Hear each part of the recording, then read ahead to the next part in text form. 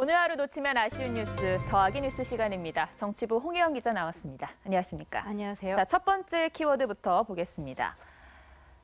자, 9마리의 운명은 박근혜 전 대통령이 키우던 진돗개 얘기죠. 많이 아꼈다던데. 네, 그렇습니다. 박근혜 대통령이 취임할 때 삼성동 이웃 주민들이 희망의 새롬이라는 강아지 2마리를 선물했었는데요. 네. 비선 실세 의혹이 처음 불거졌을 때 박 전 대통령이 진짜 실세는 청와대 진돗개라고 해서 더 유명해지기도 했습니다. 박 전 대통령도 이 반려견들을 끔찍이 아꼈다고 하는데요. 한번 들어보시죠. 네. 조금 할 때 받아왔는데 그것이 이제 무럭무럭 아주 잘 자라서 SNS에 소개된 적도 있습니다. 그리고 그 2마리가 이제 제가 나갈 때 또 다시 들어올 때 꼭 나와가지고 이렇게 반겨줍니다. 막 꼬리를 흔들면서.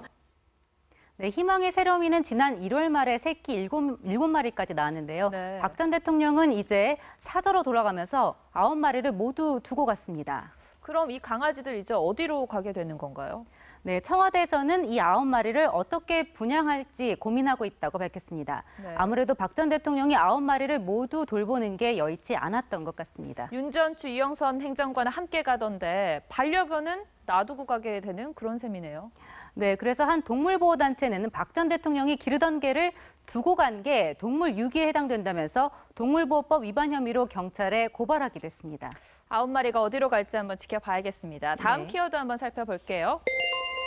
박근혜 대통령 지우기. 뭘 지운다는 얘기입니까? 네, 보고 계신 이 화면이 청와대 인터넷 홈페이지입니다. 개편 작업으로 점검 중이라고 공지가 돼 있는데요. 예. 이제는 박근혜 전 대통령 사진이나 자료를 볼 수가 없어진 겁니다. 탄핵 인용 뒤에 어제까지도 박 전 대통령을 현직 대통령으로 표기해 논란이 됐었는데 오늘부터 나흘 동안 서비스를 중단하고 본격적인 대통령 박근혜 흔적을 지우고 있는 겁니다. 그럼 홈페이지 말고도 청와대 SNS 같은 경우는 어떻게 됐습니까? 네, 트위터나 페이스북과 같은 청와대 홍보 채널도 들어가 보면 존재하지 않는 페이지라고 뜹니다. 이제는 트위터나 페이스북으로 박 전 대통령을 만날 수가 없게 된 겁니다. 네. 네, SNS는 대통령 기록물이 아니라고 하는데요. 기존의 청와대 홈페이지에 있던 게시물들은 대통령 기록물로 이전이 됩니다.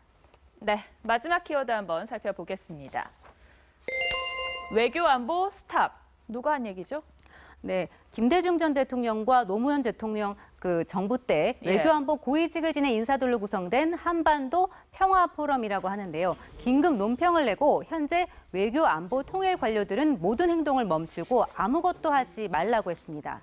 박근혜 전 대통령이 임명한 관료들이니 정책 추진도 중단돼야 한다는 건데요. 대통령이 탄핵됐다고 국정까지 중단하라는 의미로 해석이 돼서 부적절하다는 지적이 나옵니다. 네. 사드 배치도 미국이 야밤에 도둑질하듯 했다고 비난했는데요. 동맹국인 미국의 도둑이라고 표현한 것도 너무 나갔다는 지적이 나옵니다.